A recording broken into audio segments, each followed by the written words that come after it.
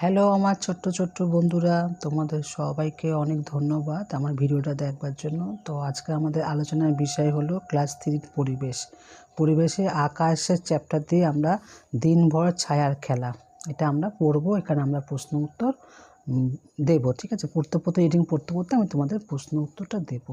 সবার প্রথমে দেখো একটা ছবি আছে এখানে, তাই তো? ছবিতে কি আছে দেখো, সকাল 7টায় ছায়ার পশ্চিম দিকে, ঠিক আছে? ছায়া লম্বা, সূর্য পূর্ব দিকে। কিছু বুঝলে না? দেখ আমি বুঝিয়ে দিচ্ছি। পৃথা দাঁড়িয়ে আছে সকাল 7টার সময়, তার উল্টো দিকে কি আছে? সূর্য, আর তার সামনে ছায়াটা, মানে যেখানে যেই অ্যাঙ্গেলে দাঁড়িয়ে আছে তার সামনে ছায়া পড়েছে, আর পেছনে তার কি পড়েছে? পেছনে হলো সূর্য, ঠিক আছে? তাহলে এইটাই হলো তোমাদের লিখেছে এখানে। তা চলো রিডিংটা একটু পড়ে নিই।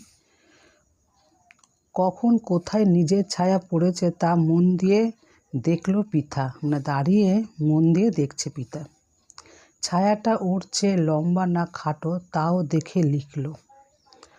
আর ছায়ার উল্টো দিকে সূর্য, এটা বুঝে সূর্য কোথায় ছিল তাও লিখল, ছবি আঁকলো। তাহলে বন্ধুরা এটা বুঝে সে ছবি আঁকলো, ঠিক আছে? আর সে বুঝলো যে সূর্যটা কোথায় আছে। তা এই ছবি দেখে কিন্তু একটা প্রশ্ন উত্তর তোমাদের আমি দেব। দেখো, ছায়া কখন লম্বা হয়?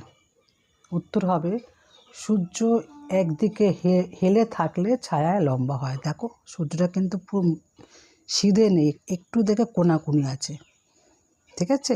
তাহলে এটাই হবে উত্তর। তারপরে পড়ি, দেখি।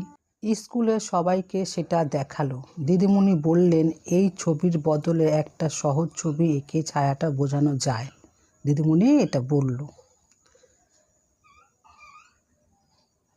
এই বলে দিদি একটা ছবি এঁকে দেখালেন, বললেন এটা পৃথার ছায়ার রেখা চিত্র।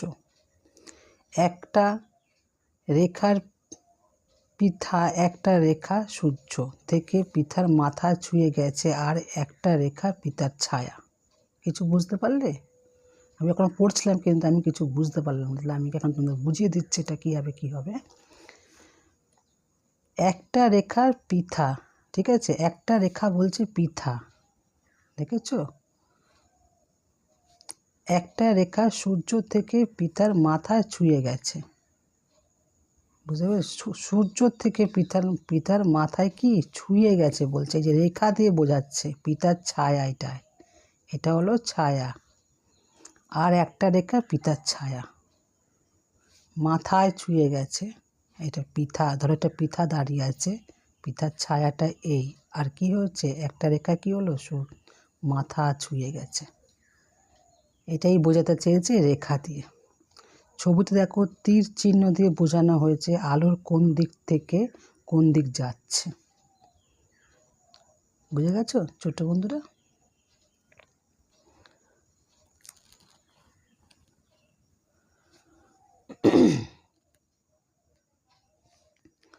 তো ছোট্ট বন্ধুরা, এখান থেকে আমি একটা প্রশ্ন, তোমাদের তো এমনি প্রশ্ন নেই, তোমাদের একটা মানে আমি বুঝে একটা তোমাদেরকে প্রশ্ন দিচ্ছি যে ছায়ার কোন দিকে সূর্য থাকে? তাহলে ছায়ার উল্টো দিকে সূর্য থাকে, ঠিক আছে ছোট্ট বন্ধুরা?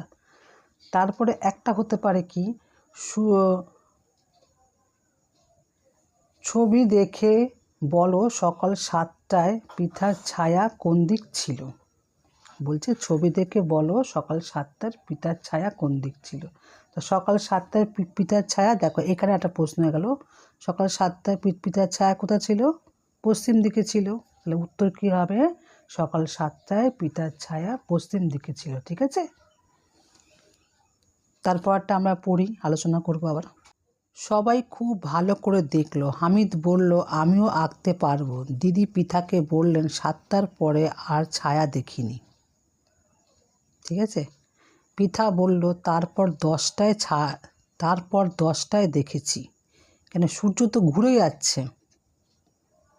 স্কুলে আসার আগে তখন সূর্য পূর্বে, কিন্তু প্রায় মাথার উপর। যখন স্কুল থেকে আসছিল তখন পৃথা দেখছে তার মাথার উপর সূর্য, কারণ সূর্য তো এক জায়গায় থাকে না, ঘুরে তো সূর্য, দেখবে সকালে এক জায়গায়, বেলা আর এক জায়গায়।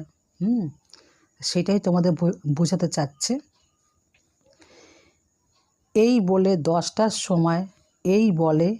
10টার সময় নিজের ছায়া সূর্য আর নিজের ছবিটা দেখলো পৃথা। এইটা বলে কি করলো পৃথা 10টার ছায়াটা নিজের দেখলো, 10টার ছায়া এটা ছিল 7টার উপরে যে ছবিটা ছিল 7টা, এটা কিন্তু 10টার ছায়া। ঠিক আছে, দেখলো কি দেখলো দেখি একটু। ছবি দেখে হামিদ 10টার সময় পিতার ছায়া রেখার চিত্রটা আঁকলো। সকাল 10টায় ছায়া পশ্চিম দিকে, ছায়া খাটো। 7টায় কি ছিল, ছায়াটা লম্বা ছিল, তাই তো? দেখো ছোট্ট বন্ধুরা, 7টায় কি ছিল, ছায়াটা লম্বা ছিল। আর সকাল যখন 10টায় যখন দেখছে ছায়া পশ্চিম দিকেই, ঠিক আছে, ছায়া খাটো। পশ্চিম দিকেই ছায়াটা ছিল, কিন্তু ছায়া খাটো। সূর্য পূর্ব দিকে, প্রায় মাথার উপরে। তখন কি ছিল, একদিকে হিলেছিল, আমি তোমাদের প্রশ্ন দিয়েছিলাম। আর এখন কি 10টার সময় কী হচ্ছে, একদম সূর্য কী হলো, মাথার উপর চলে আসলো। তাহলে ছোটো বন্ধু, এখান থেকে কিন্তু আমি একটা প্রশ্ন তোমাদের মনে হচ্ছে দেব, সকাল 10টায় সূর্য কোন দিকে কীভাবে ছিল। তা সকাল 10টায় উত্তর হবে, সকাল 10টায় সূর্য পূর্ব দিকে ছিল, কিন্তু প্রায় মাথার উপর। ঠিক আছে, এটাই হবে উত্তর। আচ্ছা, তারপরে দেখো এখানে একটা ছবিও দিয়েছে, যে সূর্যটা দেখো, ওই সূর্যটা যখন আমি তোমাকে রেখাটা দেখাচ্ছিলাম না, একটুখানি দাগটা কিন্তু হিলে গেছিলো। আর দেখো এটা মাথার উপর আছে, পৃথা আছে, আর পৃথার ছায়া আছে। আর দেখো এটা খাটো দেখাচ্ছে, দেখেছো? তখন কিন্তু আর লম্বা নেই, ওই দাগটা কেমন ছিল, এরকম লম্বা ছিল, এরকম হিলে গেছিলো, তাই তো? আর এটা কিন্তু একটু খাটো দেখাচ্ছে। এটাই তোমাদেরকে বোঝাতে চাচ্ছে। এখানে দেখি কি আছে, কিছু আছে নাকি দেখি। দিদি বললেন, এই তো শিখে গেছো, ছুটির দিনে সবাই দেখবে সারাদিন 6বার, সারাদিনে 6বার দেখতে বলছে, দেখবে রেখার চিত্র আঁকবে। যে ছুটি, যখন তোমাদের স্কুল ছুটি থাকবে তখন তোমরা কি সারাদিন তোমরা দেখতে পারো যে তোমাদের ছায়াটা কোথায় কীভাবে পড়ছে, তাহলে তোমরা বুঝতে পারবে যে সূর্য কোন দিকে থাকলে পরে কীরকম ছায়া আমাদের পড়বে। ঠিক আছে ছোট্ট বন্ধুরা, তাই আমি এখানে একটা প্রশ্ন মনে হচ্ছে দেবো একটা। সূর্য পূর্ব দিকে থাকলে ছায়া কোন দিকে পড়ে, এটা আমরা জানি তো নাকি? পশ্চিম দিকে উত্তর হবে। আর ছায়ার দৈর্ঘ্য কখন খাটো হয়, উত্তর হবে সূর্য মাথার উপর থাকলে ছায়ার কি হয়, দৈর্ঘ্য খাটো হয়। তা এই ছিল তোমাদের ছোট বন্ধুরা, এই ছিল তোমাদের আজকের অধ্যায়ে পড়াশোনা। তো যদি ভালো লেগে থাকে তো ভিডিওতে একটু লাইক করো, সাবস্ক্রাইব করো। টাটা বন্ধুরা।